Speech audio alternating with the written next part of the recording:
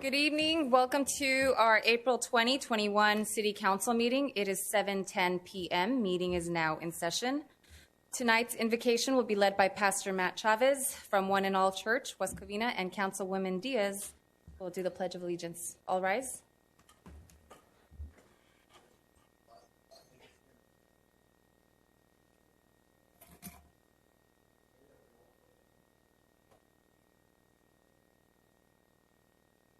Lord, we thank you for this great, beautiful day that you've made, Lord, that we have life, Lord. And we're grateful for the opportunity to come together, Lord, that you've allowed us in this beautiful country that we live in to come together, Lord. And we pray, Lord, that our city will be prosperous, God, because you ask us to pray, God, because when the city prospers, we prosper. Our people prosper. Our brothers and sisters prosper, Lord. And more than ever, Lord, do we know we need you. And we thank you, God, for your ever wisdom, Lord, that you provide, your guidance, your direction. And we ask you for your presence, Lord, in this room tonight, as we have many discussions to go through, Lord, and many topics. We know you are still God and you are still in charge, God. And we ask you just for your direction, Lord, upon us. We ask you for your blessing upon each and every person here, all of our council members and our mayor, and then all of our teams, Lord, all of our officers, Lord, that we're grateful, Lord, for their service. We're grateful for your blessings upon their family, their marriages, their children. And we just thank you, God, that we can come tonight just to be united, Lord, whatever way that looks like. I know we get to express so many opinions and thoughts and ideas. But that's the beautiful nature of our government, Lord. And we're grateful we get to come to be a part of it, Lord, to participate. And we thank you, God. In Jesus' name, everybody said, amen. Right hand over your heart. I pledge allegiance to the flag of the United States of America and to the republic for which it stands, one nation, under God, indivisible, with liberty and justice for all. Assistant City Clerk, roll call, please. Councilmember Tabatabai. Present. Councilman Wu. Yep. Councilwoman Diaz. Here. Mayor Pro Tem Castellanos. Here. Mayor Lopez Viado. Present. City Attorney, is there anything to be reported out of closed session? Nothing, Madam Mayor. Thank you. So now on to presentation.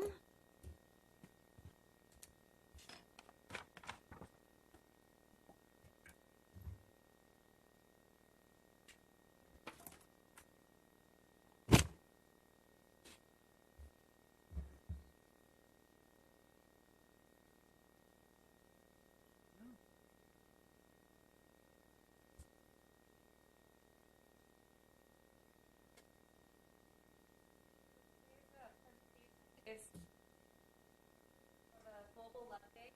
The Love Foundation announced the annual Global Love Day this May 1st, 2020. Paulina? Or no.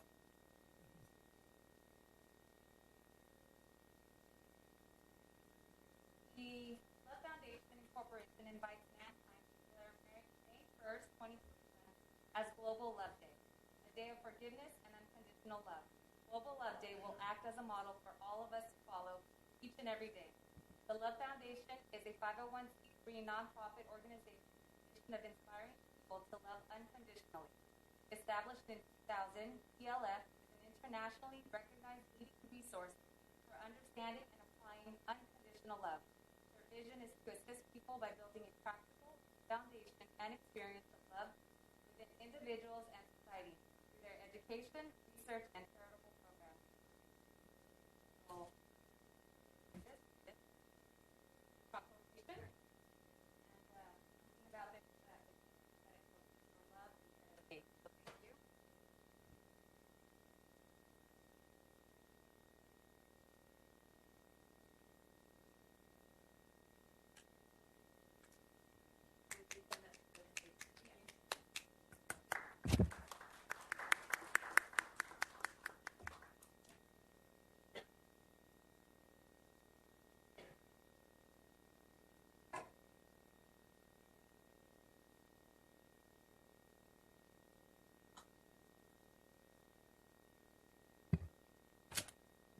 I forgot to ask Paulina, was there anything that they wanted to say in regarding to that Global Love Day?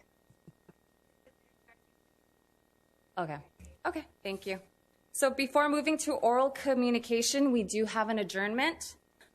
Grace Pug, born March 11, 1937, heaven-bound April 6, 2021. She was 84 years old. For over 38 years, Grace Pug served as a volunteer for the American Cancer Society and as a legislative ambassador volunteer with the American Cancer Society Cancer Action Network. Grace survived breast cancer 3 times. She lost her mom and grandson to cancer, and her 2 older sisters had cancer. Her personal experience with the disease helped drive her deep and profound commitment to her volunteer work to fight back against cancer. She devoted countless hours of her time and worked tirelessly to help educate people about prevention and early detection and support patients, survivors, and caregivers, whether it was through a Reach to Recovery visit, a word of encouragement, or delivering some of her wonderful cookies. Her goal was to serve others, see a cure for this disease, and the most important is to show through example that you had to have hope, that you had to believe you can beat the cancer. For over a year, she fought her bravest fight. As the health issue escalated, she met each one head-on. As an advocate with the American Cancer Society Cancer Action Network, she used her boundless energy, passion, and enthusiasm to help build support for public policy that helps advance the fight against cancer. She was incredibly effective as using her voice to help others to ensure that fewer people hear the words, "You have cancer." She had been employed and retired from Queen of the Valley Hospital in West Covina. She is survived by her children, Bud, Kathy, and Ken, and 6 grandchildren and 8 great-grandchildren, and now she is resting in peace. We adjourn tonight's memory on her behalf. Thank you. Now on to oral communication. If anyone would like to address the council, please fill out a yellow speaker card and submit it to the Assistant City Clerk.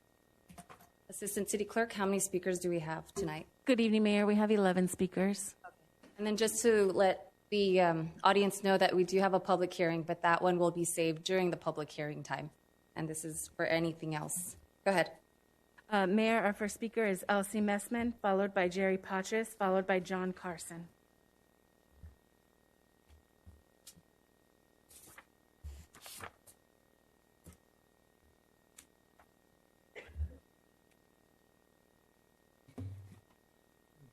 Good evening, everyone, here today and at home.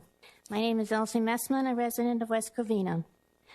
In case the council doesn't know what a voucher list is, I'm giving you all a few samples, and you should be checking these every week. Now, regarding the health department in the city, was it really necessary? If a vote was taken today, it would be different. It would be a different outcome by the people. Most of the rules and regulations were done by the governor and not by the LA Health Department. Hopefully, the state will reject this idea. We are spending time and money that could be put to better use.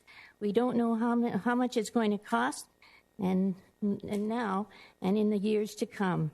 This item was approved by the mayor, 3 council members, and the city manager, which most of us feel are not qualified to make the decision.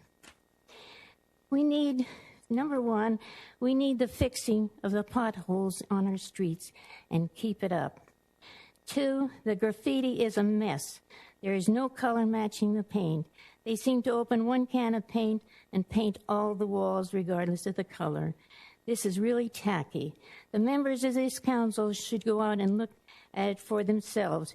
Go to Amar and Shadow Oak or down Nogales past the school. I don't call in anymore because the paint is worse than the graffiti.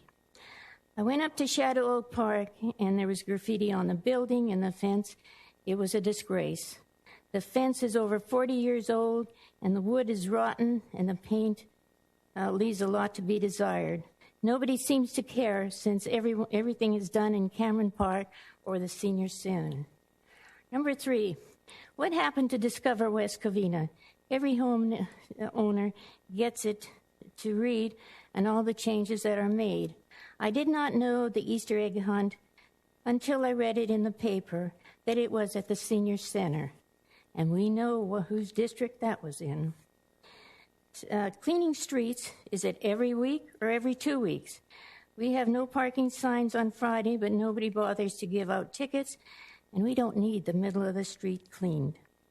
Number 4, I checked on cleaning supplies for the cleaning people, and we have spent in 1 year, over $73,000, and the fire department has spent $6,000. They should negotiate in the contract. I just think we are being used. And number 5, our mayor seems to be doing a good job on a regular job, but she forgot there's also parks in West Covina that need help. What happened to Big League Dreams? Maybe instead of council, she should apply for a commission job here instead. Thank you.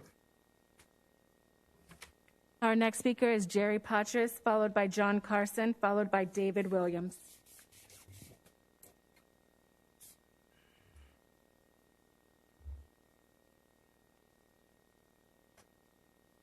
Good evening, Council. Jerry Patras, West Covina resident. On April 7th, I emailed the HR Commission a question about the health officer position that was going before them, and it is on tonight's consent calendar. I'm asking that you pull that position off the consent calendar and answer a couple of questions. It is an issue that needs to be discussed. I have considerable work experience and familiarity with comparable jobs. And what didn't make sense to me, and I really like to thank the staff who got the answers to me and the professionalism that they did it. So I'm not criticizing that. What I can't for the life of me figure out why West Covina would be using 19 cities to develop a chief health officer, that officer position for the health department. And only one of those cities has a health department. The normal way in the public sector, I don't work in business. I work in the public sector. That's where this comes from, is you compare comparable jobs, which would mean I expected one of the 3 cities at least, Berkeley, Long Beach, Pasadena would have been the cities compared. El Monte, Covina, Azusa, Baldwin Park, they don't run health departments. So it makes no sense why they would be part of a health department chief person. It really makes no sense. So I would appreciate if you would pull it off the calendar and discuss the rationale that is behind this. I don't believe it was the commission. There is usually staff that does a search or the research and comes up with these things. It just really makes no sense. Thank you. John Carson, followed by David Williams, followed by Herman.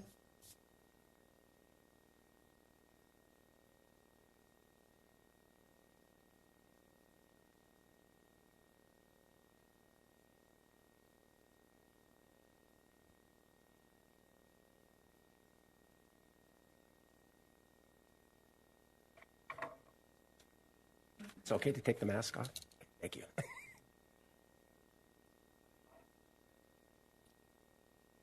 Okay, hello everybody. My name is John Carson. I'm from West Covina. And the reason I'm here is I'm asking the City Council to file a no confidence vote against George Gascon. He's our current DA of LA County, and these are my reasons. This is so personal for me. November the 7th, 2010, my daughter Michelle was brutally murdered in Las Vegas. She was strangled, set on fire, and buried 3.5 miles out in the Las Vegas desert. The person who murdered my daughter was arrested 4 months later by the FBI, U.S. Marshals, and the Las Vegas Metro Homicide Detectives in Mississippi. The Las Vegas DA always fought for justice and victims' families, and we're very supportive. I see what Gascon is doing, and it appears he is only fighting for criminals. Even though my case is in Nevada, I will speak out for all murdered victims' families. We're all part of a club that nobody wants to be part of. These are just a few things that Gascon has done. I only have 5 minutes, and that is not enough time to cover all the damage that he has done. DA reps are no longer able to attend parole hearings. Victims' families are on their own. Gascon will not seek the death penalty, no matter how awful the crime is, even though California has voted for the death penalty. This is unconstitutional. Gascon is ending the 3 strikes law, even though voters voted for it. Gascon has eliminated gun enhancements. This will only encourage more gun violence. Gascon will no longer prosecute minors as adults, no matter how many people they murder. This is a calling card for gangs to use minors to murder. The District Attorney's Office charter states the Office of the DA shall vigorously, effectively, and fairly prosecute criminals. Gascon is not doing this. He's trying to reduce sentences. I believe most people want dangerous, violent criminals behind bars. We need our DA to protect us law-abiding citizens. I am asking, how are his policies going to make West Covina safer? Violent criminals will be back on the streets sooner. I will assure everybody in this room the crime rates will go up. This is not reform. Even the sheriff of LA County is speaking out against Gascon's policies. More on that later, but when I was in Las Vegas, it is so important for the sheriff's department to work with the DA. That's not happening. The person who murdered my daughter was sentenced 15 to 25 years for murder, 8 to 20 years for a deadly weapon charge in a plea deal after 8 years. I can't even imagine the DA telling me now that they are going to waive the deadly weapon charge. That is what Gascon is doing in LA County. The person who murdered my daughter was eligible for parole just after serving 10 years. Most of that time was in jail. They get time off their sentence just for being in prison, time served. He was denied parole last December. Without the deadly weapon charge, the murderer could have been released just after 10 years. A little more on that, too. It wasn't just that he murdered and buried her so we could never find her. Fortunately, there was people hunting, and they did find her for us, or we would have been one of those parents looking the rest of our lives for our daughters, for my daughter. So, and then he took his car, the car that my daughter drove over there, parked it in the projects with the engine running, hoping somebody would steal it, and they would get blamed for the murder. Unlike other things in life, there is no closure when you lose a child to murder. If Gascon remains in office, more violent criminals will be released early, and there will be more victims, and that breaks my heart.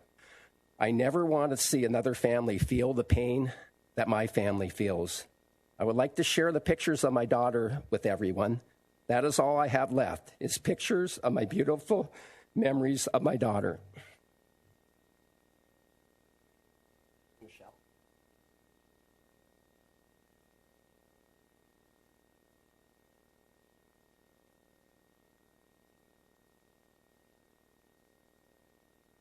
Thank you very much for letting me speak. So, thank you. Thank you, and we're sorry to hear about your beautiful daughter. Yeah. Thank you, lady.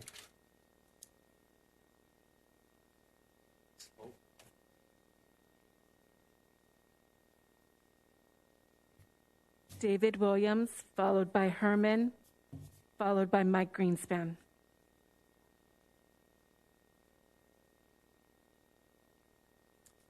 Well, this definitely wasn't as easy as I thought it was going to be following that. You got to excuse me for a second.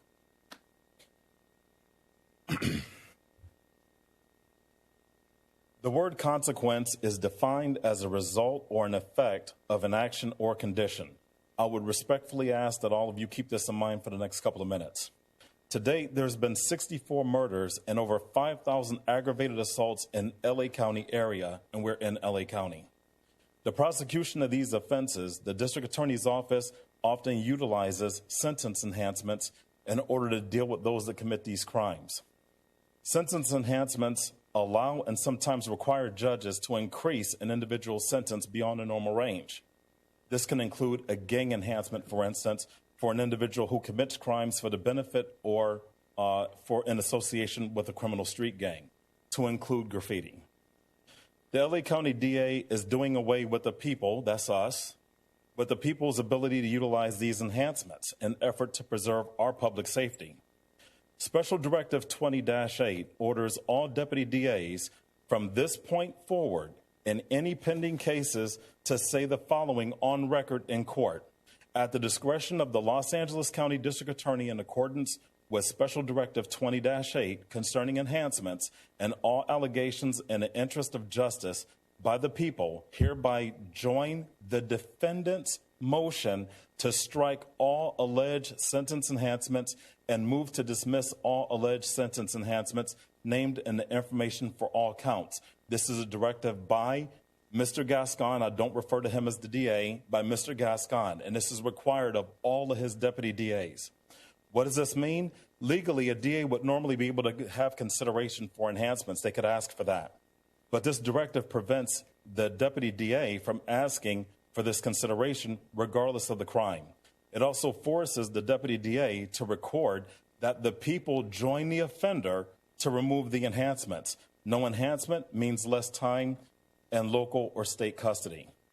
Mr. Gascon prides himself on being progressive in justice reform, but all I and others have seen at this point is that he's an advocate for offenders who dismisses victims' concerns, and he ignores state laws for those that vote for those laws.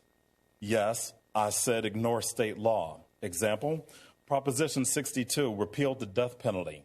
7 million people voted for that, to overturn it, to make sure that we had a death penalty in this state. His directive dated December 7th indicates that the sentence of death is never an appropriate resolution in any case. So this is your DA going against your state law and telling DAs that they are not to ask for that. So apparently the people don't have a voice once it gets to the DA's office. Proposition 25 replaced the cash bail with risk assessment. That was also defeated. 9 million people in the state of California voted that down, and it was defeated. Mr. Gascon, in a special directive dated December 7th, says cash bail will once again be put before the voters, but we will not wait for statewide reform before imposing meaningful changes in the use of cash bail. Alex Bashan is a special advisor to the DA. He basically said that the new directives not only enhance public safety, but they increase equity and they put victims first. I don't know one victim who has come forward who has said that they're in favor of any of these policies. Mr. Gascon's policies mute the advocacy, it undermines state law, and removes consequences for those who commit crimes. His policies don't promote the significance of being accountable for your actions, nor do they discourage criminal activity or promote being a law-abiding citizen. Recently, the city of Santa Clarita, Beverly Hills, and Pico Rivera have recently recorded a vote of no confidence against Mr. Gascon and his policies. I'm respectfully asking Mayor Lopez and this council to consider the same on record. With 43 seconds left, I'll say this. Our first line of defense in this city are the men and women of the West Covina Police Department. They're the first line. If you've never dealt with a person who has nothing to lose and you don't have that experience, feel free to ask the police officers that I saw here earlier, what is it like dealing with a criminal who has nothing to lose? And that's what we're looking at. I'm respectfully asking that this council get together, join these other cities for a vote of no confidence, and know that it will not stop here. It will continue to Covina and all the other cities who are going to be affected by his policies. Thank you.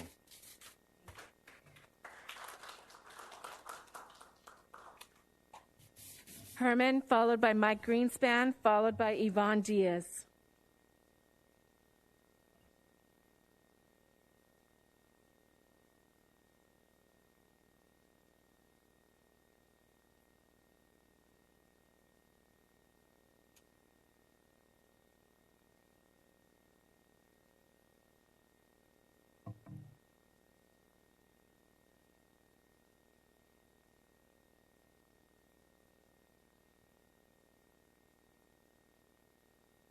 So what's our main focus for the night?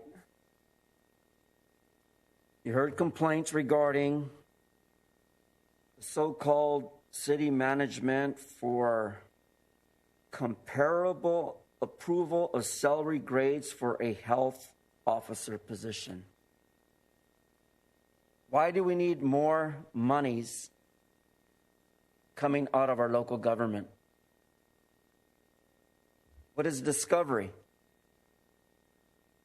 the discovery is we have a bunch of idiots who can't make up their mind whether or not to switch from this phase or switch to that phase. Kind of like what dumb Biden did at the border, watching the kids fall over. Never talked about it, but it becomes a crisis now. He admits to it. Matter of fact, Maxine Waters exhibits her stupidity and ignorance and belligerent, talking about how we have to attack the system. Well, when Donald Trump was participating in his event, it was a public meeting. He addressed the public. And yes, his discretion of words may have falsely misled some to believe that there were problems in his speech, but I didn't see any hate speech. I didn't see any reference to destroy your community or burn your community or tear down your statues or rip apart your history. Let's face it. I'm black, a black American. Let's face it. I'm Asian American, and you hate me. Matter of fact, I was here on March 16th when you ordered someone to go out in the parking lot and destroy my vehicle, my home, which costs you soon approximately about $4,000 in damages. But do you fucking care? Now here we go again. The mayor wants to attack our First Amendment. The First Amendment's always under attack because we're censored. They disapprove of what we say. Now, whether I'm petitioning you to not be offended, I'm not going to do that. Because it's apparent that our mayor and our council members hate the First Amendment. They hate your response to how you effectively communicate with ignorant, belligerent, hostile people in our local government, including our administration. For all I know, the color of my skin represents a threat. What I say represents a threat. But yet not once have I insulted these idiots, but maybe a few times. Just a few times. And you should laugh. Our elected officials, as SpongeBob would put it, are idiots. And our city attorney there will confess to that because he knows I'm right. That we live in a hostile environment, which is our society. Why? Because we lack the education to understand a few laws, First Amendment, Fourth Amendment, Second Amendment. It's all being deteriorated. And why? Again, we have people sitting in a position who want to absorb your tax-paying dollars, get fat and healthy, and make you believe they're doing the right thing and the cause for your benefit. Well, look around West Covina. Homeless people all over town. Where are the rest of the people of our community? Why aren't they in here outraged that you want to raise our taxes? Because dumb Biden doesn't get it. I definitely get it. But some fools in here believe that, well, I just got to pay the taxes. That's the way it is. Well, 42 U.S.C. 1983, fuck you. That ain't true. We shouldn't be exposed to this type of belligerent, scrupulous, mischievous, malice lies from our local government.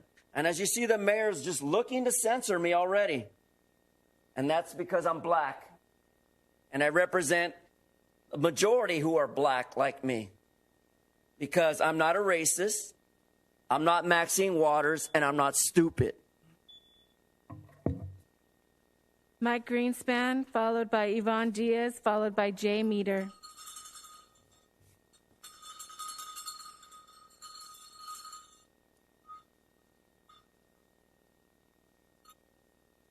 Mike Greenspan, and in the words of Pauly Shore, I'm back. Well, let me tell you, first of all, I want to thank that pastor that came in and mentioned Jesus. Let me Also refer him to 1 Corinthians chapter 5, verse 7, as well as Councilwoman Diaz's husband with his multicultural church in Pasadena, and anybody else in the room. Now, also, because I have come here before and talked about the recall of our dickhead governor, Gavin Newsom, Nancy Pelosi's spoiled brat nephew, instead of having a no confidence vote on Mr. Gascon, I believe that there has started an active recall. I mean, a no confidence votes for parliamentary systems, and let's say Letty Lopez Beato is Party A and Tony Wu is Party B, and Tony Wu's out of government. Well, the parliament gets a no confidence vote. Then they have another election. Well, here, the way to do it is to have a recall. Sign the recall petition instead of pushing a no confidence vote, and we'll have it up for a vote. One day we'll be voting Governor Gavin Newsom out, and I'm currently on the undecided about Gascon, because at least he beat the DA whose idiot husband goes waving a pistol at everybody. Hey, in some states he could have shot them, but we're not in Louisiana where they have driveway rights. I'm from Florida. It's a drag him back in state. So if Mr. Castellanos breaks into my house in Florida, I shoot him, he falls out. The officer says, drag him back in. I'll be back in half an hour. Well, now about this public health officer, I called up the city clerk's office yesterday and found out that the salary would be between $154,000 and $287,000. And I remarked, oh, the person could live next door to Dr. Barbara Ferrer, the one who's malpracticing on the county level. The best thing you have going for you in this city is the county. Here we are in an open city council meeting. Was anybody able to go to the county board of supervisors today? Not at all. Oh, wait. Dr. Barbara Ferrer, that old cunt, she's able to go, but none of us. Now, as far as the board of supervisors, as Senator Dianne Feinstein's uncle always called it when she was a kid and would go to the meetings in San Francisco, did they open up your library next door? Only 30 of them got open, after all. And with the health department, they wouldn't give you the coronavirus vaccination here. You guys just don't matter. So perhaps it's not a bad idea, but put it up for a vote. I don't care if all 5 of you vote for the Department of Health.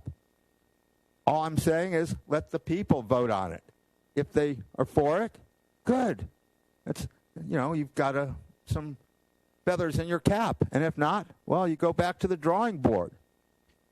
But the board of supervisors has that, you've got that broad Hilda Solis, and she sends her deputy Baldy here because she won't come here. Armando Herman has that bimbo Janice Hahn who thinks money grows on trees. And her late daddy, Kenneth Hahn, looked up the board of supervisors, county government, and found out years ago when he got into office, it was a weak government. Well, obviously, it's such a weak government, they can't handle this county Department of Health.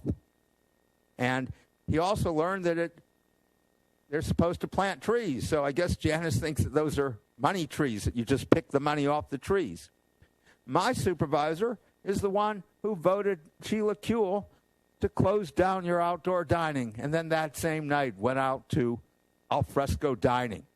I left a voicemail at her number within a couple days, and I said, the only thing worse than a Jimmy Swaggart is a Jewish Jimmy Swaggart.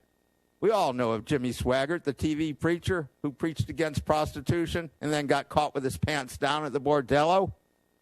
So the best thing to do is have a vote.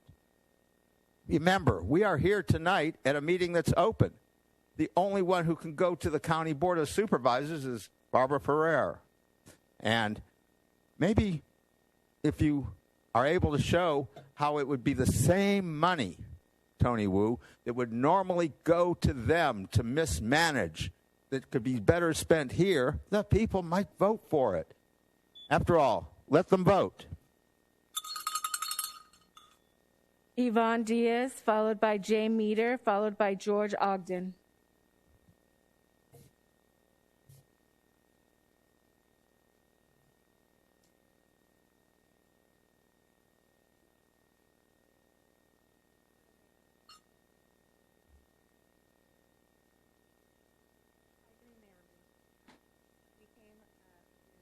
barely hear you. If you could. Oh, sorry about that. We came to say thank you to you, Madam Mayor, for attending our Vida Bonita Vendor Mart. It was a huge success, and the community was really excited to come out and have a day to kind of unwind from everything that's been going on. A lot of small business vendors in the community were very grateful for the opportunity as well, so we're looking to have another one soon, and we will be back to invite you all when we have that settled. And you want to say anything else?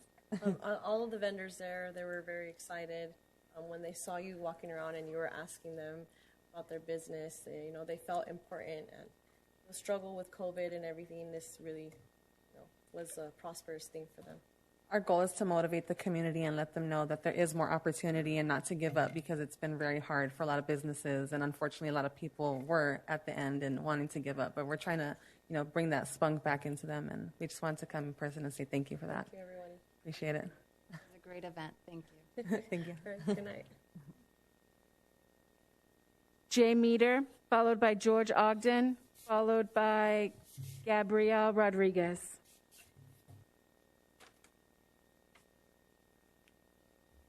Hello, everyone. I'm Jay Meter. I'm a resident of West Covina, and I have a highly developed sense of selective hearing. I hope you do too. You could use it here. I'm also glad to see that the Finance and Audit Committee has been meeting regularly. I think their expertise is invaluable, especially given our precarious financial situation. Acknowledging the committee's input and implementing their suggestions would help to rebuild voters' confidence in this and future councils. I'd like to remind the council of the outstanding MOUs that follow us around like a black cloud. In the case of the fire department, if the city obtains new ongoing revenue, which you all know, but many people don't, ongoing revenue exceeding $3 million annually, which is a nice way of saying tax increase, the city will pay a one-time consumer price index adjustment to all firefighter association members equal to a 3% increase in their base pay for 3 separate years. So that is 3 bonuses paid in one lump sum. Also, this MOU will establish the Firefighters Association permanently as the highest paid department as the 3rd highest paid department among a 10-city sample. In essence, we will no longer have any control over how much our employees are paid. In the case of the Police Officers Association, if the city obtains new ongoing general revenue exceeding $4 million, again, this is known as a tax increase. The 10-city sample will be used to permanently establish the Police Officers Association as the 3rd highest paid among those cities. Police Association members will also receive a lump sum consumer price adjustment equal to a 3% increase to their base pay for 3 separate years. We will no longer be able to control the rate of pay for the people that make up the 2 largest portions of our budget. And the reason I'm bringing up the situation of these MOUs is that a tax increase for any reason, regardless of the need for revenue, will result in bonuses and raises for the same employees that recently received 12% raises. If the voters decide that is what is important, that is one thing, but when the time comes, they will be made to understand that any tax increase for anything beneficial to our city will have to be made that much larger to first pay public safety union bonuses and raises. And remember the provision that will establish police and fire as the new 3rd highest paid in a 10-city comparison group, which, as I understand it, will be reevaluated and adjusted yearly, forever. So to be clear, if the city wants to fund anything beneficial, for example, more police officers on the street, which we need, or an incentive program to encourage new businesses or a health department or our own animal control department, any new tax increases will have to be that much larger to accommodate not only the employee union MOUs, which are first in line, but also the funds necessary to move forward with any new endeavors. The residents of West Covina will not agree to a tax increase that gives bonuses, raises, and guaranteed third-place pay status to people that just received 12% raises. Finally, to my point, the council's efforts would be much better spent eliminating these payback MOUs, than creating a new bureaucracy that we do not need. Thanks. George Ogden, followed by Gabriel Rodriguez. Followed by Steve Bennett. Yeah, I'm going to hand him out. You have it? I'm waiting to start the timer, sir.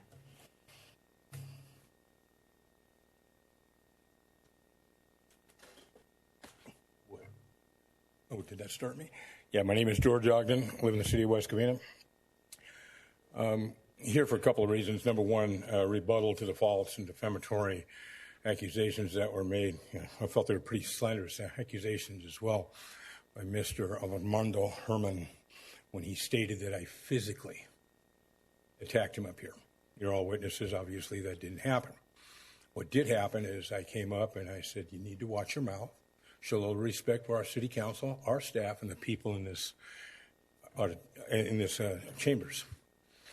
And then I tried to make reference to your daughter being here, who's only 8 years old, and he's been using the F-bomb all along. Well, he was making comments like, you need to protect me, and all that. And your response to that was simple. George, go sit down. I did. Okay? And that was the end of that. Now, there was no physical contact, so that certainly makes him a liar. Okay? I've given you some information on this individual because, in my opinion, he's pretty dangerous. Okay? He has a bad history. And we can go back to 2014 when he was arrested. And you have a little packet that I gave you. Okay? It has his arrest record on it, as well of the latest arrest that he had. Right? The bail was set at $50,000, 243 PC, the California Penal Code. That is an assault, right? You may have already had this. The thing that concerns me a lot is nobody searches anybody when they come in here. We don't know if he has a gun. And he brought a weapon into another council chambers, was arrested for it. We need to protect the people and the citizens in here, as well as you folks up here and these people. If you think this thing is going to protect you, you're sadly mistaken. You're a mother, you have 2 kids, you all have families. We need to do a little bit better. Also included in that packet, you will notice a device there that might help us out. Okay? It's not that expensive. I don't have a problem being searched coming in here. There's a lot of me to search, but, you can go ahead and search me. I have nothing to hide. And then when he was staying up here, that somebody vandalized his automobile or his car. And they smashed out a window.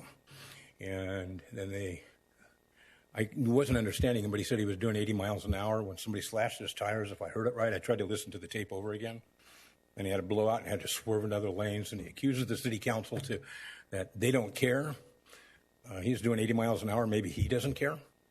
And since it's on tape, it's an admission that he was breaking the speed limit. So maybe the DMV needs to be notified, as well as OTS, Office of Traffic Safety for the state of California, and review his license. Even send him a ticket. CHP might be interested in that tape. Okay. He also said he was attacked in the parking lot. I'm not understanding that. And that his home was also attacked on that same night. I believe the date he gave was March 17th, that council meeting. Go figure. The only council meeting I'm not at, it seemed like it was a pretty good one.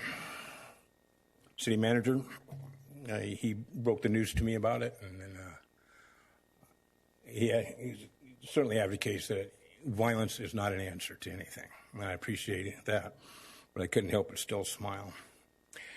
Now, at the last city council meeting, I'll have a picture at the very back of that packet that shows him with a messed up finger. That is very typical of going up and smashing a window. Okay. There's many other things here I'd like to touch base on that he's making a point of. Tony Wu, you, and Lloyd Johnson going to China. There wasn't a, may I say damn? Yeah, I will, since we're talking freedom of speech. There wasn't a damn cent spent from the city of West Covina on your trip. You guys were a guest, okay? And he's over here spewing stuff that's not the truth. I don't appreciate that. I appreciate you going. I appreciate a lot of things that you do. Wish I had a little bit more time. I could go on and on and on. But what I want you to do is to take a look at the photo that I have here, which shows where he attempted to injure a speaker. It goes right down the line. There's enough evidence here. Also, I have it on tape, as well as pictures, showing that he pushed his shoe behind a speaker that was standing back here so he'd trip over it. There's no other reason why he would have done something like that.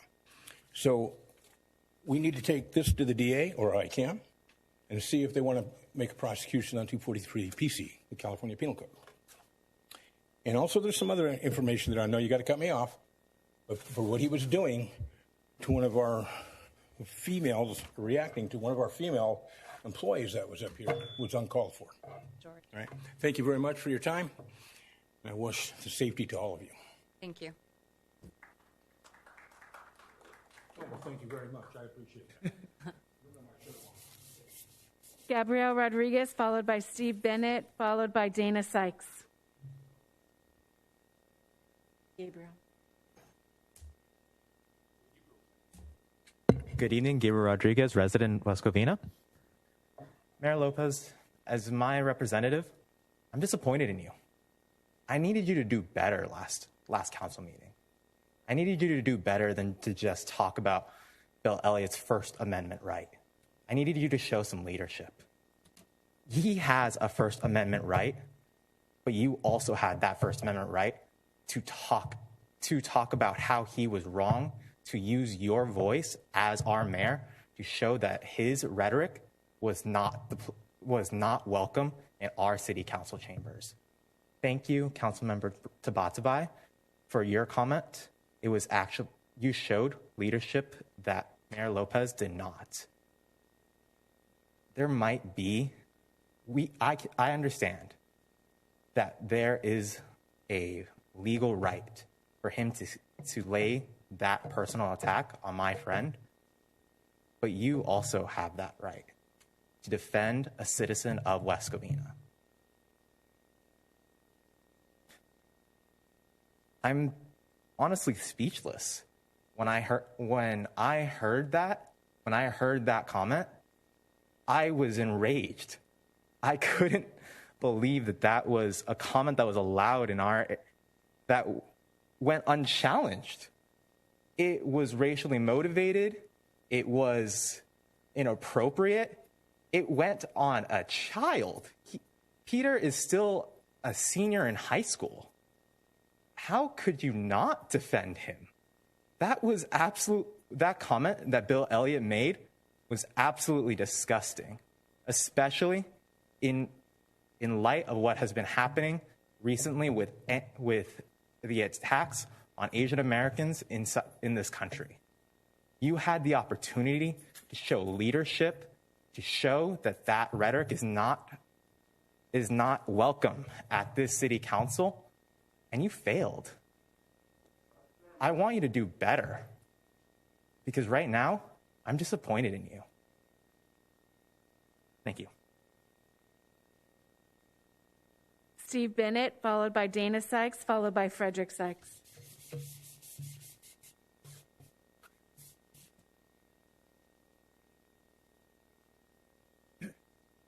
Thanks, Mark. Well, when I was up here in January, I said, if the year is going to be anything like that first meeting, we're in for a ride. Woo. Little did I know that ride would be as crazy as it's been. I mean, I knew it would be crazy, but we got some fun ones. We already got the crazy Bill Elliott, who's been around for years. He obviously comes a lot more now because his wife's on the council. But, yeah, we've got a few others, too, so I won't get into all that detail because it really doesn't matter. So I'm here tonight to speak about the health department and the fact that we're looking to hire 2 individuals couple $100,000, I believe each. And the fact that, if I remember correctly, Dario, you stated that you wouldn't vote for anything that was going to affect the general fund. I think that was why you voted for it, is it wasn't going to be something that was going to affect our general fund. So obviously, if we're paying somebody, it affects our general fund. So I'm assuming you're going to vote no tonight because it affects our general fund. And being that this council has yet to actually project any type of income or spending that residents can look at, you can't prove that it's not. You know, it's obviously coming from the thing. So if you got something that shows me that it's not coming from the general fund, it's time for the city to present it. Because those were your words at a council meeting. If I remember correctly, I'm not going to do anything that's going to affect the general fund. The fact that we have, according to the enlightenment by Ms. Patras, a city that reached out to cities that don't even have a health department to get input on what these people make, well, that's interesting. Why would we be reaching out to Covina for what a health officer makes? They don't have one. So if that is all true, that right there has a lot of issues in my mind. You know, it's not something I support. If you actually think the county of Los Angeles is going to do a tax transfer, you guys are obviously in La La Land, because if Pasadena and Long Beach haven't gotten it, Little West Covina is not going to get it. And we've already seen the negotiating skills of our city manager with some of the MOUs, so I'm pretty sure we're not going to get it either. Let's just end this charade. You guys don't have the money for this. You guys have already went to find money for raises, as Jay Meter was referring to those MOUs. We don't have it. We still don't have it. We're not going to have it. Even if you try to get Dr., and I will murder his name, so I'm just going to say Dr. V at this point, or B, or whatever initial it is. Even if you get him to do it for $1, still out of the general fund, by the way, Dario. Even if you get him to do it for $1, we don't have the money for the rest of the department. And again, where's our cost study? Where's our analysis? This council has a history. Well, at least 3 of you. 2 of them are still relatively new, but 3 of you have a history of doing things without a real good cost analysis, or on a whim and a prayer, or I'll find the money, or something. No one's finding it. So I really hope, Dario, you step up, and since this affects the general fund, I'd like to really see some initiative there, and see you not do it, because your words. Have a good night, guys. Dana Sykes, followed by Frederick Sykes, followed by Colleen Rosati.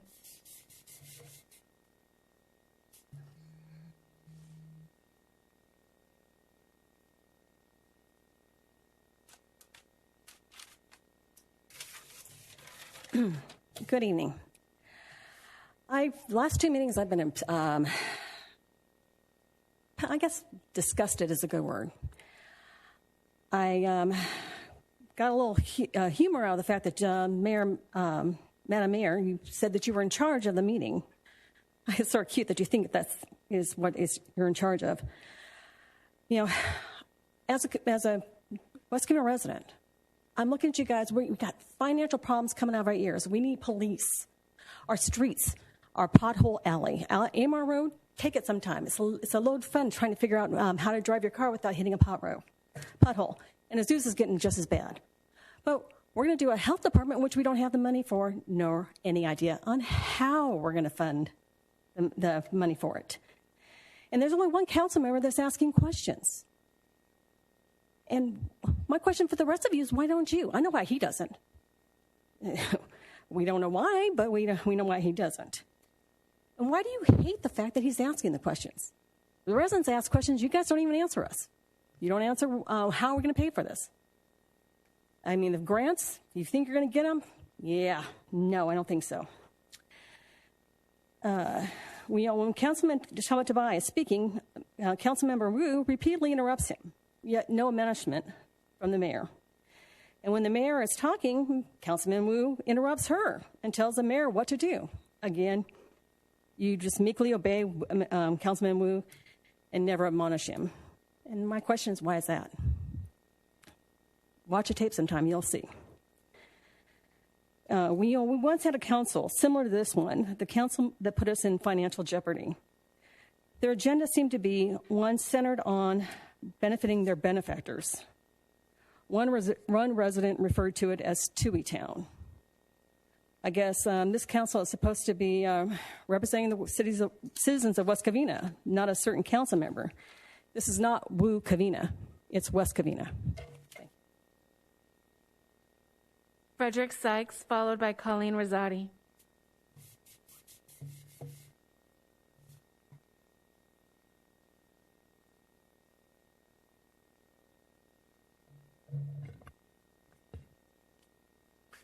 Evening, Mayor, members of the City Council, city staff, members of the audience. I'm Frederick Sykes, 42-year resident, retired LA County Deputy Sheriff, also a former mayor of our city. I asked the mayor and the other female council member to please go and see the bathrooms. And just in case you didn't go, the bathrooms are still in a state of disrepair. It's embarrassing. And you work here. I ask you again, please go look at that and see if you can correct it.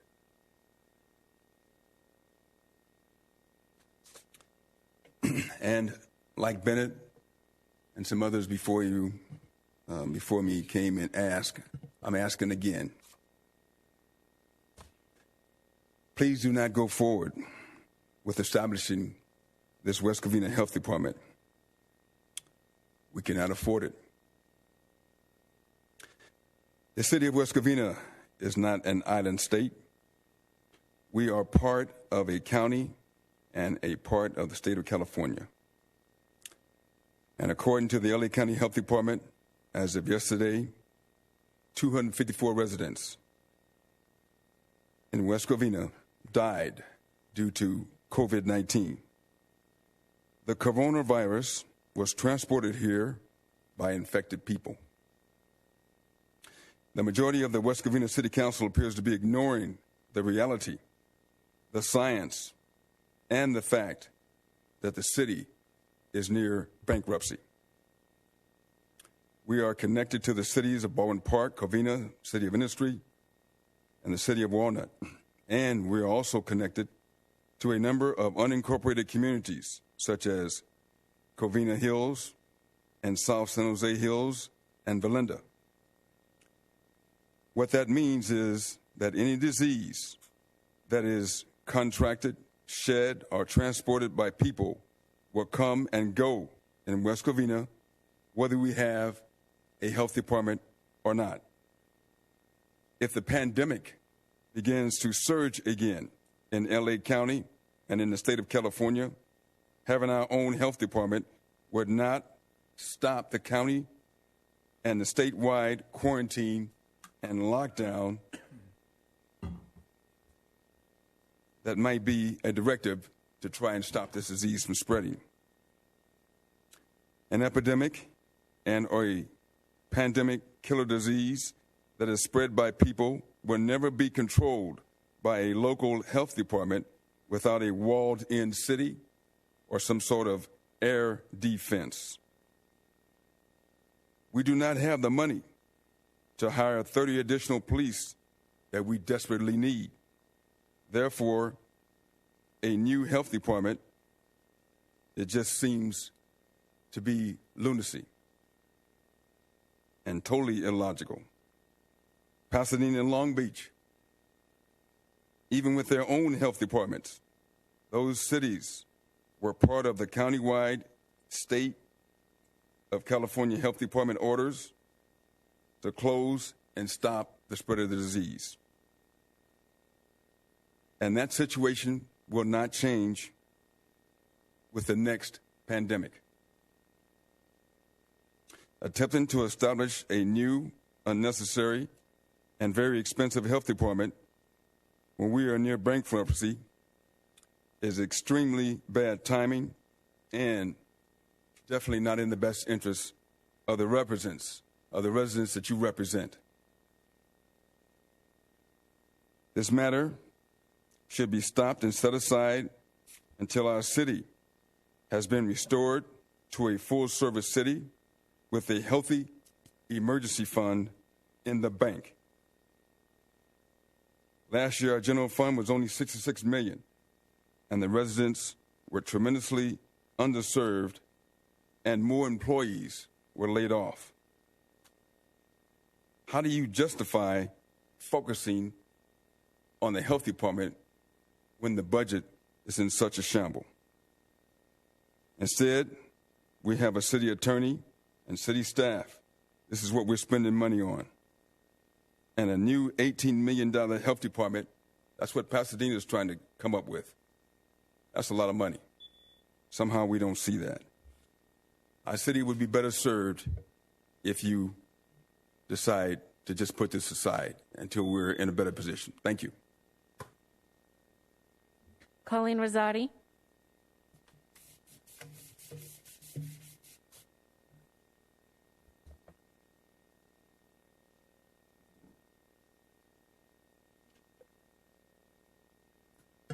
Good evening, everyone. Colleen Rosati, elected city treasurer, member of Audit and Finance Committee, president of West Covina Beautiful, educator at West Covina High School, special ed.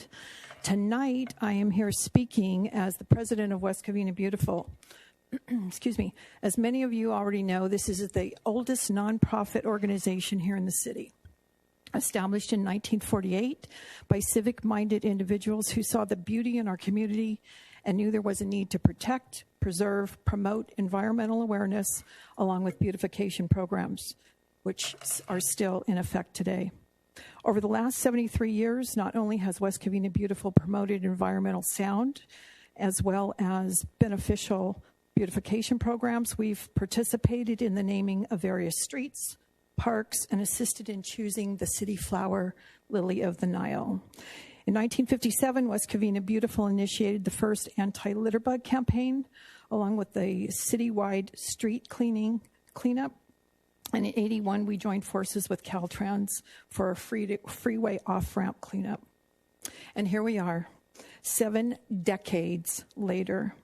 I'm proud to say West Covina Beautiful continues to play an intricate part in some of the city's most valued and respected traditions, while continuing to bring new programs to the forefront like #Impact. This year marks the 39th anniversary of West Covina becoming a Tree City USA. This honor is not given to all cities throughout the U.S. In fact, 19,495 cities nationwide. There are only 3,400 that are recognized as Tree City USA, and West Covina is amongst them. You may have noticed the Tree City signage, along with the Tree City flag that flies proudly over the City Hall. This national recognition program started in 1976 and is sponsored by Arbor Day Foundation in partnership with U.S. Forestry Service and the National Association of State Foresters. West Covina Beautiful, along with the City of West Covina, West Coast Arborists, have partnered together to ensure this honor and tradition continue to be upheld. For the last 4 decades, dozens of trees have been planted throughout the city. And in doing so, not only have they beautified our community, they have shaded our homes and businesses, they've helped clean our air and water, increased property values, reduced energy cost, as well as made our neighborhoods greener, safer, and healthier.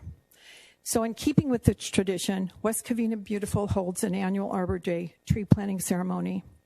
And for the last 39 years, we have planted throughout the city in honor of outstanding community leaders, honoring them for their past community service. This year, the executive board has decided to do something a little different. This year, we are planting a remembrance tree. Planting it in memory of all those West Covinians whose lives have been lost during the corona pandemic. We felt it was important to give respect and honor to those that have been an intricate part of the city's tapestry, whether they were first responders, educators, business people, soccer coaches, or our neighbor from just down the street. Each of them had made an impact and a contribution to the leadership and the betterment of West Covina. And in doing so, we hope this will bring comfort to those of us that are left behind, making a safer place to reflect on happier times with those loved ones that are no longer with us. Therefore, we would love for all of you to come and join us and honor those that have passed on May 1st at 11 o'clock, honoring Arbor Day and the tree planting ceremony. The location is to be announced, and it'll be shown on either the city's, or both probably, city's website along with West Covina Beautiful's Facebook. If you would like your loved one to be remembered, personally send an email to westcovinabeautiful@gmail.com with your contact information. We are working on acknowledgments. On a side note, really quick, this is a fun fact. It was asked of me, so how many trees does West Covina actually have since we are a tree city? We have 25,623 trees. This does not include hillsides, which brings the number up to about 33,000 trees in West Covina. I know because I've counted them all. I'm kidding. These trees have a current value of $109,283,888 in value. So, are we really that broke? We've got green all over. Anyway, I'd like to extend the invitation to all of you to come out and visit us on May 1st for our tree planting. Thank you.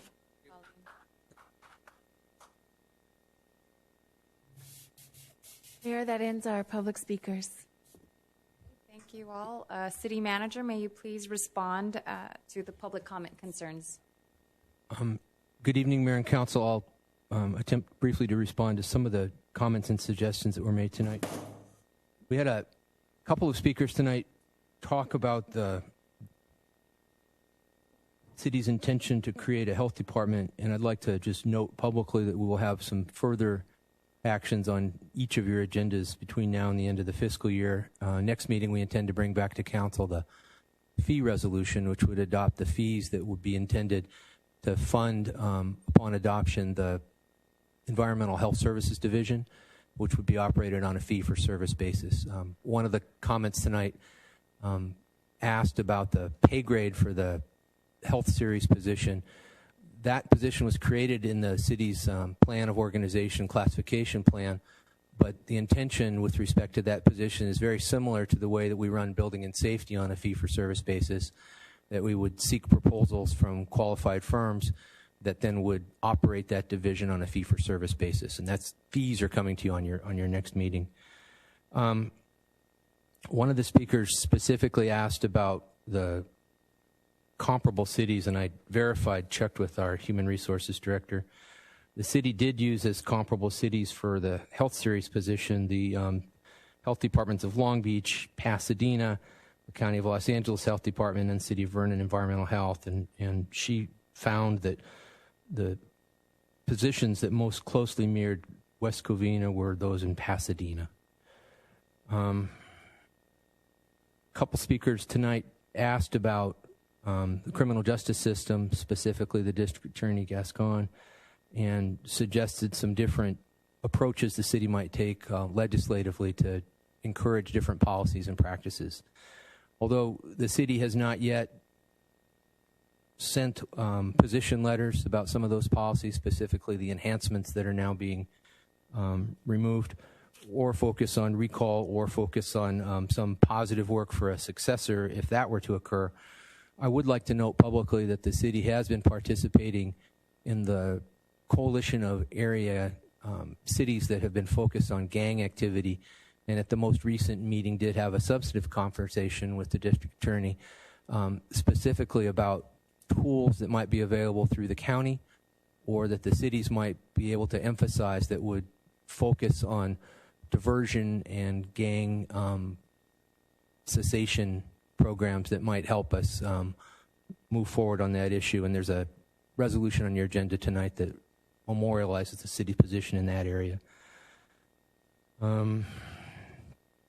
Mr. Meter talked about the invaluable expertise of the audit committee. I'd like to note publicly that we have been working very hard with the audit committee. They've been meeting several times lately, and we are going to bring to council at the next meeting a recommendation that the audit committee be given the primary task of focusing on the city's financial recovery plan. If we're serious about financial recovery, and indeed we are, we've been following the state guidelines quite closely, we're going to need to report out how we've monitored against those goals and action steps every 6 months. And so that's going to be something for you to ponder and decide about at your next meeting. I can't think of anything else that was covered tonight that I wanted to respond to. Oh, I'd like to thank, I wrote down George Gascon, but it's actually George Ogden. I'd like to thank him for his information about the temporary restraining order procedures and for doing some homework about bids for scanners in this chamber, which was not something we've seriously looked at, but I thank him for his research as always. And that's all I've got tonight. Thank you. Thank you. Now for your city manager's report.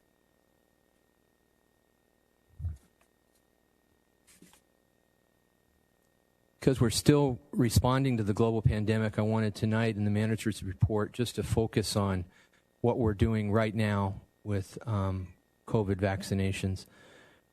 As of April 1st, all Californians ages 50 and better were eligible to get a vaccination. As of April 15th, all Californians ages 16 and over. As of today, there are about 26 million vaccines administered in the state, and we are helping at the local level with that effort. We've got multiple vaccination sites up and running. Open tomorrow. We'll be at Cameron Park with Fulgent Technologies. People can go to their link and sign up for an appointment between 8 and 4. And at our senior center, we're now open with vaccinations by appointment or by walk-up. Our firefighters and city staff have been assisting in that effort in partnership with the East Valley Community Health Center. One last thing I wanted to make mention of with respect to vaccinations is we have made an extra effort to reach out to our homebound community members. We initially tried to quantify how many would be interested. We had a number initially of about 1,600. We're now focused down. We've been vaccinating about 60 of those a day, and we're reaching out to those that have been identified as homebound, and we're moving forward with an additional 1,100 to go. So we encourage anybody who wants a vaccine, homebound or not, we want to reach everyone, and so we would encourage them to contact us. And that's all I've got this evening for a manager's report. Thank you. Thank you. Now on to consent calendar. Council, is there anything you'd like to pull from the consent? Madam Mayor, thank you for recognizing me. I'd like to pull item number 8. Thank you. 8. Okay. Any other council would like to pull anything up? No? Okay. Do I have a motion to approve consent calendar item 1 through 9 with the exception of number 8? I second. Roll call. Before roll call, Mayor, I'm going to read the title of the ordinance, item number 2. Ordinance number 2480, an ordinance of the City Council of West Covina, California, amending portions of Chapter 26 of the Municipal Code to authorize accessory dwelling units and junior accessory dwelling units consistent with state law requirements. I have a motion made by Councilman Wu, seconded by Councilmember Tabatabai for consent items 1 through 9 with the exception of number 8. Councilmember Tabatabai? Aye. Councilman Wu? Aye. Councilwoman Diaz? Aye. Mayor Pro Tem Castellanos? Aye. Mayor Lopez Viado? Aye. Motion passes 5-0. On to item number 8, pulled by Councilman Tabatabai. Is there a presentation first or on to questions? I have no presentation beyond that, which is contained in the staff report, but I'm available to answer any questions should you have any, Council. Go ahead, Councilman Tabatabai. Thank you, Madam Mayor, for giving me the floor. I just have a few questions before I yield.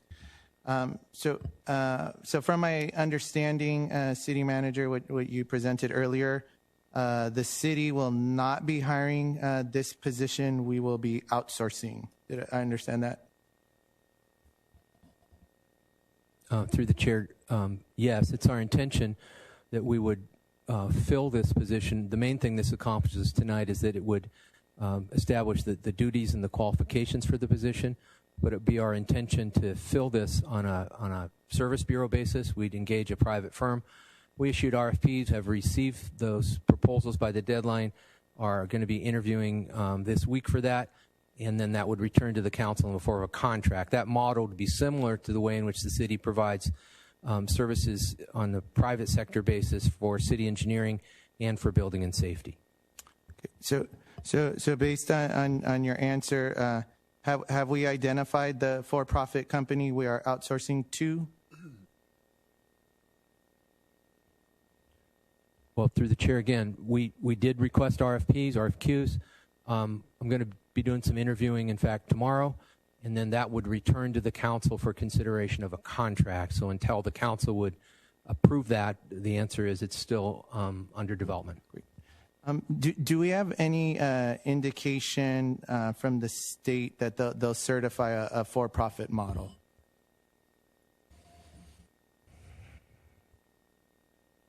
The state statutes require, I forget, 10, 11, or 12 different functions that would have to be fulfilled in order for us to garner state approval of a health department. We will be in communication with them. We're still filling out those different branches. And to answer the question directly, I do not know if the private sector model would be approved here. I know the intention is to not only meet but exceed a level of service with this service bureau model. Okay, so I understand from your answer that we'll be outsourcing the other public health requirements to multiple for-profit companies. Have we identified the number of for-profit companies that will make up the West Covina Health Department? Well, through the chair, that's not part of this action tonight, but I'll tell you everything I know, which is we've got been in conversation with a number of companies, and I think have filled in what we believe would be the best for each of those different branches, and they are all private sector providers. So if the question is how many stars are in the sky, the answer is all of them. Okay, so the last question. Thank you, Madam Mayor. At our council meeting on March 16th, Dr. Basil Vasenchart stated that he and his group would profit from the outsourced model. Do we have any city regulations to protect the city from consultants profiting from their recommendations? Well, let me answer that question in this way.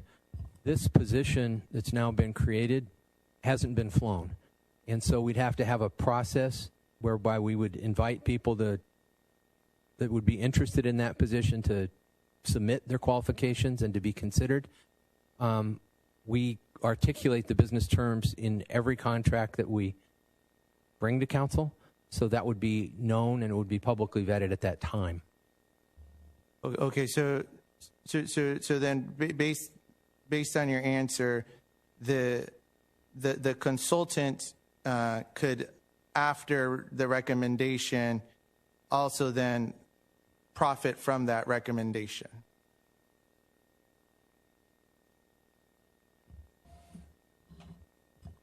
Let me answer that in this way.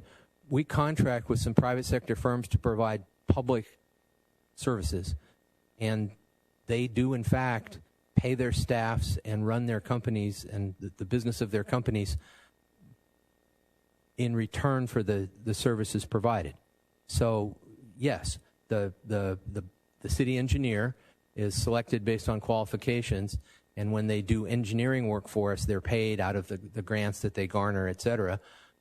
Same with building and safety. The council sets the fees, and then it's a % of the fee arrangement that the company gets it. So they make their way based on the fees that the council sets.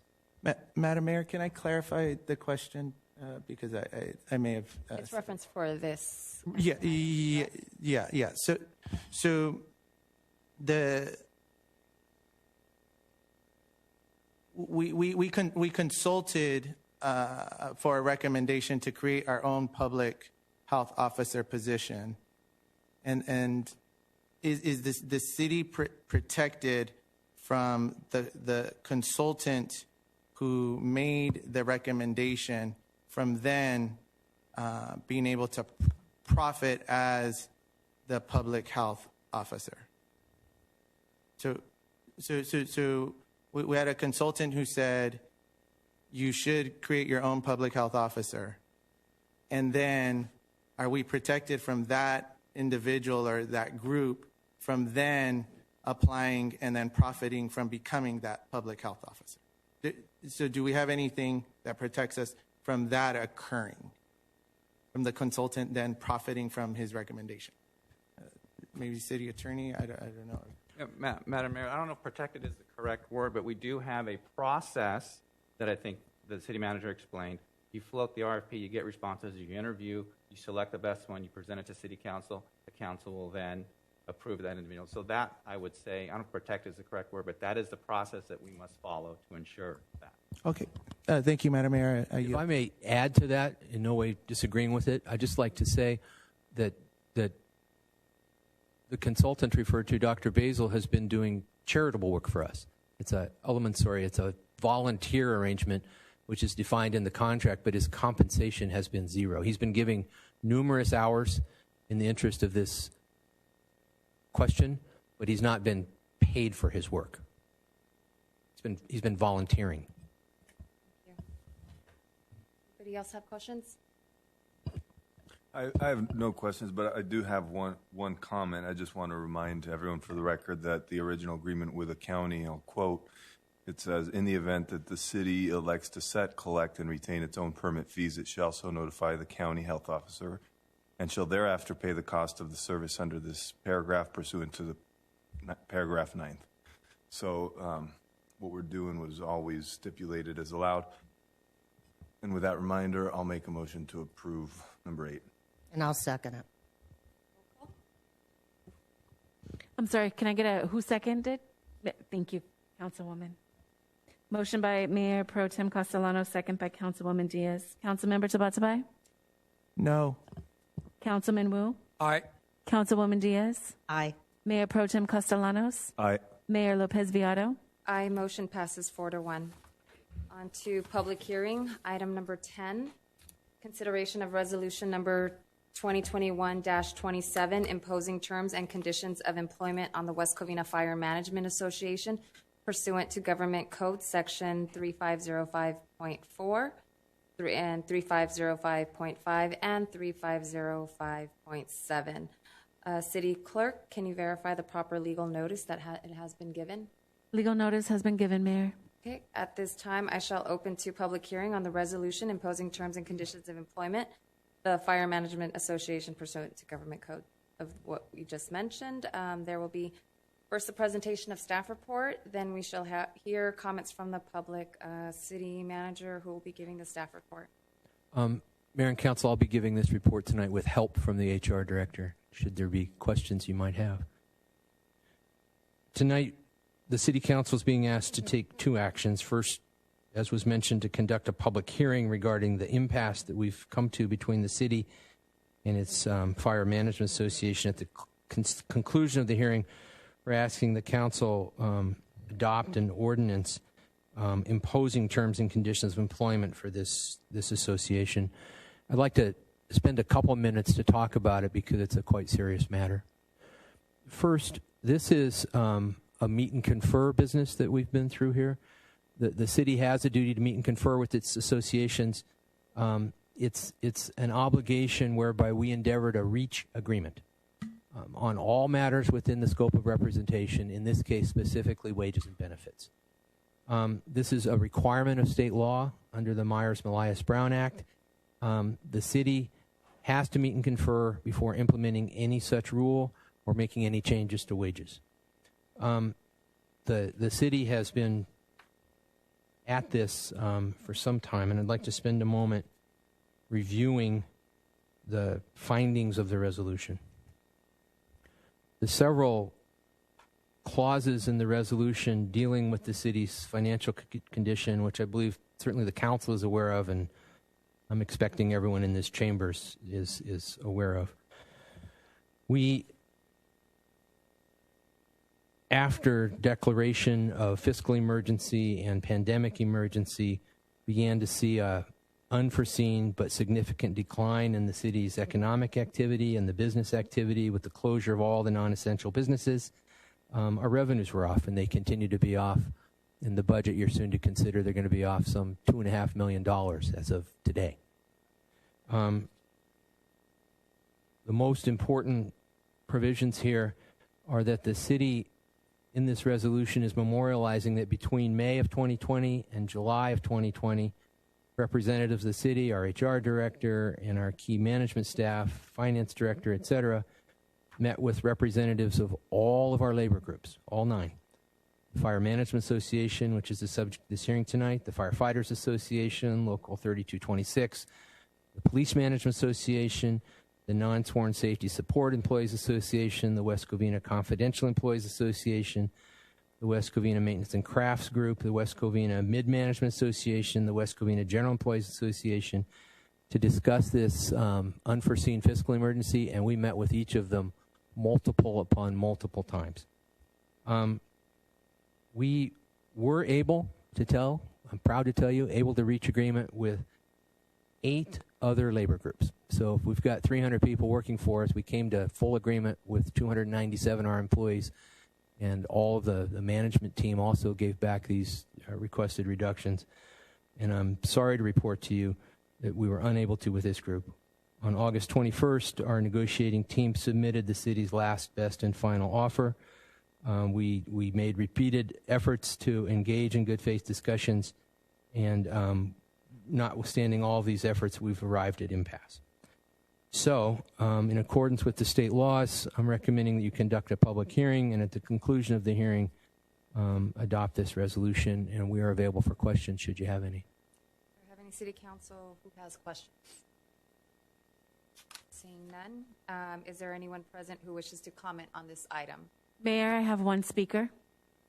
Mr. Steve Bennett.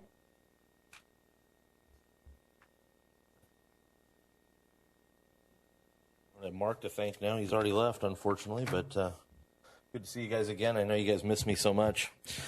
So tonight you have the Fire Management Association impasse, and in reading the 16-page document that the city manager has referenced, dating all the way back to January 2020, the major theme of this proposal, of course, is the fact that the Fire Management Association wants money. I mean, it's a pay raise type thing, benefits, things that go with that. The biggest issue is, as you read this report, and you guys can probably find this, they're looking for parity. That's the word used by the, call it a mediator, but it's a fact-finding thing. Because you guys gave raises, well, 3 of you, sorry, Brian and Ginger. 3 of you gave raises to the firefighters, the rank and file, as they refer to in this. 12%. Gave a great MOU. Jay Mader actually alluded to it in public comment. Gave them 12% pay raise, and then if we get that $3 million in additional revenue that doesn't have an ending clause in that MOU, so it could be just, he mentioned tax increases, but it could be just increases in general. People selling houses and property taxes going up. $3 million in revenue based on a certain calendar year that's alluded in that MOU, and they get, rank and file gets moved to number 3, and they get, as he pointed out, 9% in COLA increases. Well, I can't blame the Fire Management Association. They saw you guys be free with money. They want money. I got nothing against them asking that. They're looking at you guys going, hey, we're broke, but hey, here's some money. So it doesn't look good. And they have the ability now to go to a mediator and basically say, it ain't right. And that mediator went, you're right. However, there is a pandemic, so right now you can't do this. So they've agreed in the mediator scenario to only do a couple of things. There's no raises. But this has continued repercussions from what you guys did in 2019. Residents came up here and told you, we can't afford it. City manager, I'll find the money. Waiting for that magic pot of gold to show up. But we don't have the money. Now we're doing a public health department. We still don't have the money. But you guys gave the rank and file, not saying that they weren't right in asking for it, but you gave them money we don't have. Can argue if it was based on the fact you thought a tax increase was going or not, which failed. But you gave money. And now what happens is we go through the PERB, the Public Employees Relations Board, because we gave them money, parity. You know what? It's 3 assistant fire chiefs. But you know what? They've got an argument because you guys were irresponsible financially. Plain and simple. And now, yeah, we got agreements for 6 months from 8 of our 9 employment groups, all the ones that the city manager listed. It's awesome. 6 months, well, that's either over or just about over. That all goes back to their normal MOU now. The only one who didn't do anything was the FMA. But either way, you have now 6 other bargaining groups who, if they haven't thought about it, are watching this going, hey, you know what, we'll go to PERB too. We'll create an impasse. We won't negotiate fairly. I know they have to do it with true intentions. I get that. But they don't have to like what you're offering, and they can disagree. They can take a vote and disagree with it, which means we go to PERB again, which means now we have parity again. So by giving raises that we couldn't afford, we could be forced to give more raises later through an arbitrational situation. That's irresponsible situations that you guys created. Okay, and I laugh because in here, one of the things that the city council's, the city's representative, who I'm assuming is an attorney because he's got Esquire after his name, in here, he even states in his concurrence that the state auditor listed the state as fiscally challenged. We all know we're number 9, and it's been, we're going to get to number 1 eventually there, Chief, like you like. But over the course of 5 years, the city has an unassigned general fund balance and continuously declining general fund balance. 3 of you have been on here 2.5 years. I know you keep trying to say it's previous councils. I know I've heard that all the time on your adversaries or your people on social media and such. And then it says, moreover, the city's general fund balance reserves were below the city policy and showed continued decline going forward. Going forward, your fault. And it has to do with your decisions. Start becoming financially smart in your decisions so we don't go through this. You're kind of stuck now because we did an arbitration, unfortunately. And it's nothing to do with the FMA. I don't have a fault with them. They're just doing what I would do if I was in their position. Thank you. Thank you. Is there anybody else who wishes to speak on this item? Mayor, I have no other speaker cards. Well, I shall now close the public comment portion of this hearing and ask for council discussion. Is there any discussion, questions? Go ahead. Okay, so my question will be, so basically right now all the union group has been settled with city? Yes, sir. Through the chair, we've got agreements with 8 of 9 unions. This is a 3-member union, so we've got almost the entire workforce that has agreed to curtail their benefits during this difficult time. So have you tried everything, document everything, to talk to the fire management group? Yes, again, through the chair, we have met with all of our associations, including this one, multiple upon multiple times, and we've reached the end of the road where we've given our last, best, and final, and we are now at the point where we're recommending impasse because we are not able to come to agreement at the table. So basically, the city on your end, you exhaust all way to talk to them to get some kind of compromise from both sides. Okay, is that the truth? Again, through the chair, it is the truth, and the city has indeed met and conferred in good faith. These are our employees, as with all the other groups. These are the people that provide essential services, and we've met with them and been quite honest about the city's financial position and about the need to get through this pandemic by pulling in the belt a notch or two. But we were unable to come to agreement, which brings us to this impasse. So this is a last way, method to try to find a way to settle. So in that way, to be fair to the other group, that they are really willing to settle with city. I think that's right. We try to negotiate fairly and honestly with all the groups. We ask for the same kinds of concessions up and down the organization, and even the non-represented management employees, everyone that's working for us today, save this group, has come to an agreement about these reductions. And my last question would be, if we decide to, because we trust the management, if we agree with the impact, can they still come back to negotiate, settle with us?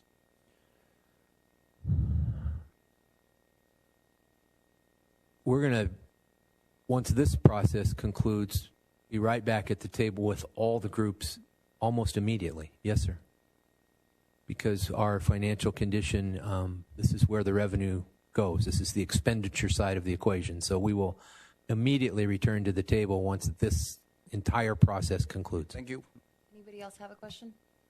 I just know during these difficult times throughout the nation, U.S., a lot of cities, a lot of employees has been taking a cut. There has been a reduction. I personally have been affected working for City of LA. My cousin who works for the state, they've had that impact. So everyone that I know that I'm aware, they had an impact on reduction. Do I have a motion? And I move the motion to approve. And I'll second it. Okay. Well, this motion is in order to approve the resolution imposing terms and conditions of employment on the West Covina Fire Management Association pursuant to Government Code Sections 3505.4, 3505.5, and 3505.7. We have a motion. We have a second. Roll call, please. Motion by Councilman Wu, second by Councilwoman Diaz. Councilmember Tabatabai. Aye. Councilman Wu. Aye. Councilwoman Diaz. Aye. Mayor Pro Tem Castellanos. Aye. Mayor Lopez Viado. Aye. Motion passes 5-0. On to the next topic. Mayor, council member reports. Any AB 1234 conference and meeting report from the council? Yes, Madam Mayor?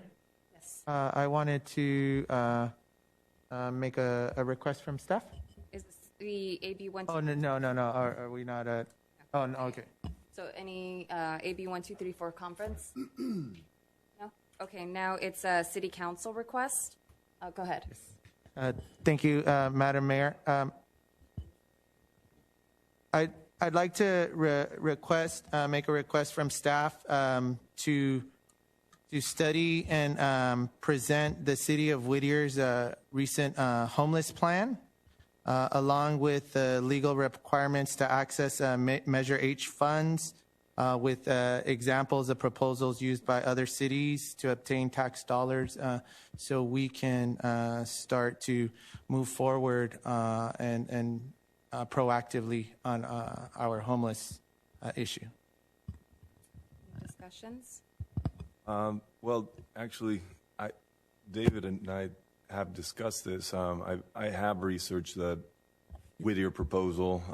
Basically, it just takes money, which we don't have. I think when I researched it, it took about $20,000 just to clean up the park, but then putting up the fencing and monitoring it, that takes a substantial amount of money, which we don't have.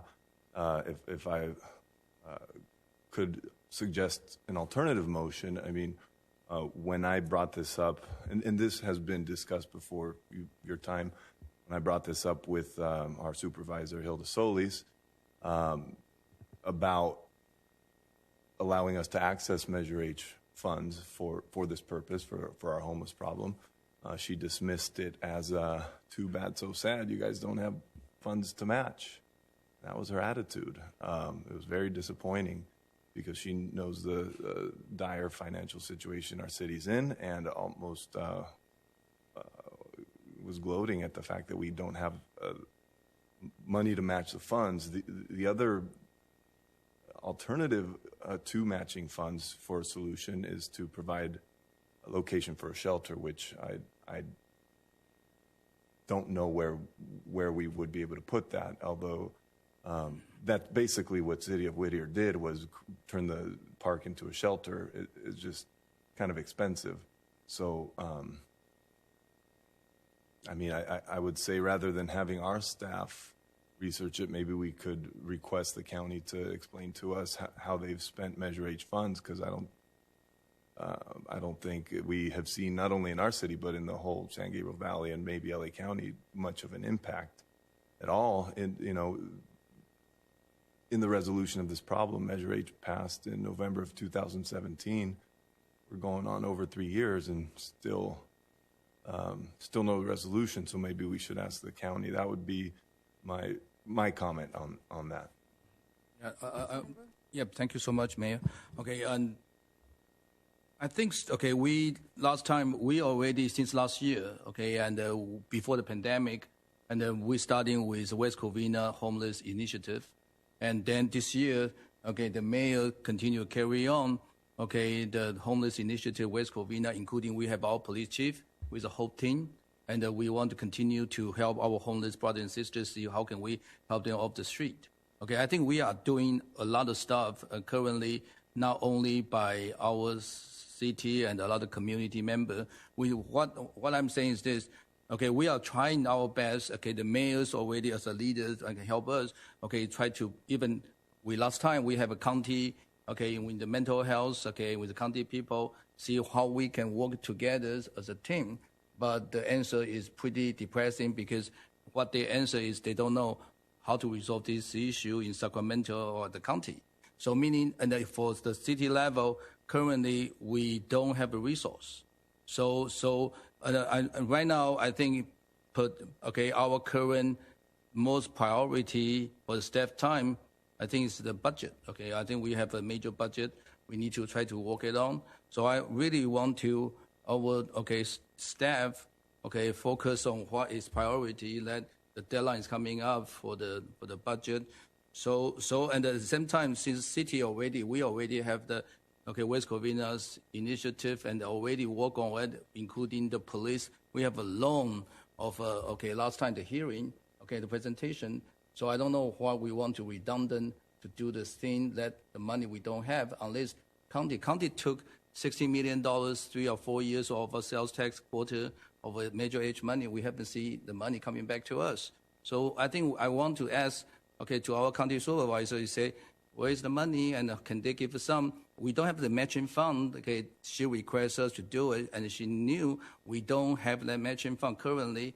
So how can we match $5 million to their $5 million?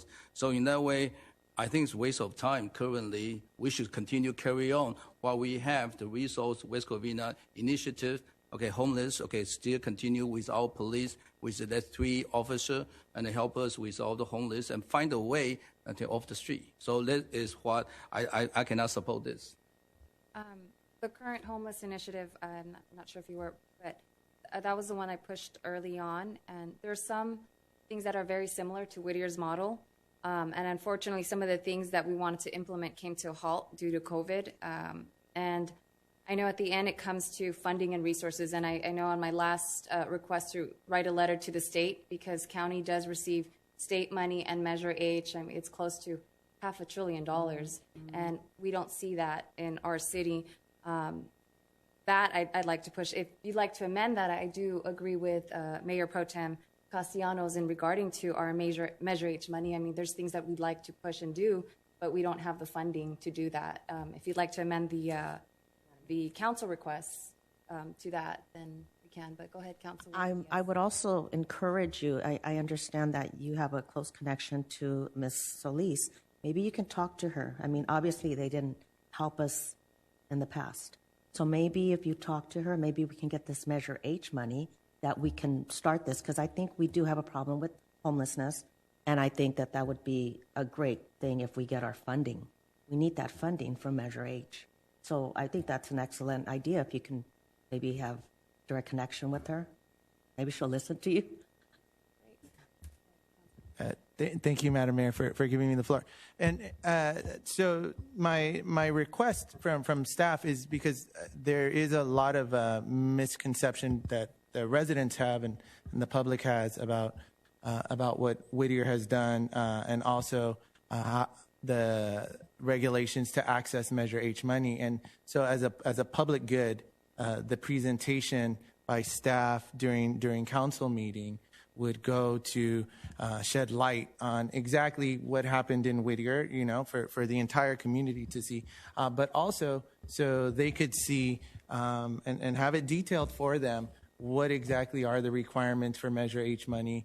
Again, seeing what other cities had done, as you suggested, did other cities match funds in order to get Measure H money, and what that looks like, so residents would understand these are the steps we would need to take in order to do some of those things, and this is where the county has failed, or so this is why I was making that request of staff. Thank you, Madam Mayor. Thank you. I did see that model because, of course, the homeless thing is something that has my review. I know that with the funds that they did receive, they did spend about $150,000 or $200,000 on their own personal general fund, and that just caused like a red flag on us to be spending. So even if we have them present, we don't have the funding to do that. And I know they said matching. So at the end, it comes back down to funding and resource. Anybody else can. Can I add something quickly? Okay, I just want to. Okay, I understand. Okay, the homeless is really a catastrophe currently, and I think today just they have a judge already. We request the city and the LACT and the county regarding they need to take care of their homeless issue. They're spending all the money, billions of dollars, but the homeless even more. Okay, so meaning more money doesn't mean you can resolve the issue. More money meaning more bureaucracy, more bureaucrat they hire. Okay, so we just make an example. In Pomona, they built a shelter. It cost $30 million with a shell. Okay, with a bunker bed inside. Okay, and it doesn't even have a bathroom. Bathroom you go outside, share with the bathroom. Okay, and it's cost $13-14 million. Okay, so if this is a private sector, okay, possible less than $2 million. Okay, we can get everything done. So a lot of waste. Okay, a lot of a problem that we really have an issue with. Well, I think it should go back to what we've been requesting since I was in the COG meeting, and I've been always asking about how to have a major H money go to each city. Let the local government take care of their problem. Okay, let us have a resource. Okay, so we can take. We know where's the homeless. We know where's encampment. Okay, but we don't have a mental health. Okay, the personnel. We don't have the resource. Okay, we don't have the money to fund that we pay them to help them to off the street. Okay, we only can talk to the whole team. Okay, or our county. Okay, where they can help a union help us to housing them, but it's too little, too late. So if we can get they trust the city since they took the money from each city, it should go back to city. Let city really into it. But I don't think it will happen because they're always talking about the match fund. Another thing I just want to share with you. COG, St. Gabriel Valley COG Council of Government, we have meeting from time to time. And the county willing to give us, I forgot, $2 million, but share with the 30 or 35, St. Gabriel City. And everybody have to apply, and with all the proposal. So end up we only get like $30,000-40,000, not even enough to our staff time to try to get it $30,000-40,000, from the county. So I think this is the issue, the problem we have. So I don't know this research can get any out of a thing we can get our homeless. I think homeless issue is very important, but city, we need our resource. We need the funding, and currently we don't have. So no matter how you spend the staff time, the result will be the same. Where is the funding? Where is the money? And the money we don't have. Did you want to amend it? Request? No, that's fine. Does anybody else have a request? I actually have a few. Okay. I'd like to request to have a presentation on Gascon's directive and policies, how it impacts our city and residents, preferably from someone in his office, along with Q&A. So we have a better understanding of his directive and policies. Do I have are you guys okay with it, or you guys motion any discussion? No problem with that. Problem? Okay. Nope. So that one will move forward. The next one, which I know you mentioned it, safety is the number one priority, not just it's to the council. So I know George Ogden made a very valid point in regarding to safety concerns. We don't do checks. We've seen mass shootings. So I'd like to see if we could add a metal detector for the protection of just all the citizens who enter into these chambers, that they are also protected as well. Do I have any discussion on that? We can move forward. The only thing is to buy the machine in the funding. So meaning, do we have the money to do this thing? So it's okay. City manager can looking for $2,000, or we maybe need some our resident open their pocket to do donation. Okay, what? Huh? GoFundMe or something. Yeah, GoFundMe. Okay, to save people's life. So He doesn't have an extra one? you can see where we have a petty cash. Okay. Police has the, I forgot what fund, but if that, I don't know what their funds look like. Madam Mayor, can I add an amendment to add if Chief Bell and the police could have us and staff go through a mass shooting protocol, so we would know in case. I know we do it at our schools and Do things it at work too. Definitely. Correct. Okay. Sounds good. Thank you. Mr. Batabai, anything else? Okay. And, sorry, one more thing. I know we've seen an increase of graffiti for multiple reasons. I'm not sure if our city still has that reported graffiti where the residents actually get a reward for, if there is, if you could just keep us. Reward? I think there was a reward at one time. I know I personally followed somebody who graffitied 2 years ago. I was on the line, and then they finally caught. We have no money for rewards. We have no money. That might be a slippery slope. Yeah. Well, I just wanted to know what we have. A certificate, maybe recognition at council. Or recognition, No, or they need to paint it over or the with a matching color. businesses who donate or something. I just No, we recognize them. because I know graffiti. It's everywhere. It's not just to West Covina. We've seen increase in graffiti just everywhere, and some of them, yes, it is gang related, but there's other issues. There's other things that are correlated. So there is a lot of.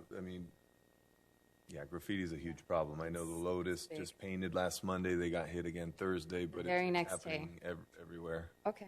Well, then that's Madam Mayor, maybe some businesses want to donate some gift cards, and we can set up some type of reward system with the at gift cards least to local. the burden is not all on our police. It's also the residents have a share to help deter crime, and they can work together. And I think a lot of our small businesses would welcome, any way, to not have their businesses graffitied. So that might be a good idea. Because a lot of businesses are getting hit. We've been getting what a it bunch is of too is emails. video cameras. I know they're expensive, but we should encourage those because what I keep seeing, the businesses that get hit the most don't have cameras.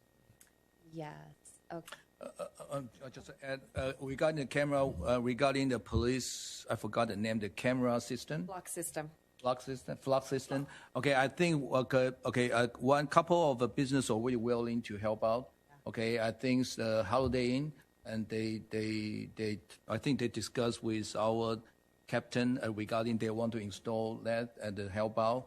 Okay, maybe in the south side, okay, on their shopping mall, they want to install the camera too. So I think this is what sense of community, everybody help out, so we can have that thing to deter crime in our city. Because with this pandemic, you can see crime rate will go up, okay, and we need to really help to keep our city safe. Okay. And it goes back to our residents. If you have some viable solutions, please bring it on. Sometimes they say, city, do this, but we obviously can't do everything. So, but we are willing to listen. We are willing to work with any ideas out there. So if any residents out there have other ideas similar to what was just here with our council among us, feel free to bring it on, and we're more than happy to. I'm sure they use their Go app. Oh, and utilize the Go app request. Thank you. To respond. Let's see, anything else? So then this concludes our meeting. Is there anyone who would like to adjourn? This is like the shortest meeting ever. We didn't hit until No, it's still pretty long. Well, it is still long, but I want to hang out. anything else? No? Nope. Meeting adjourned. Thank you.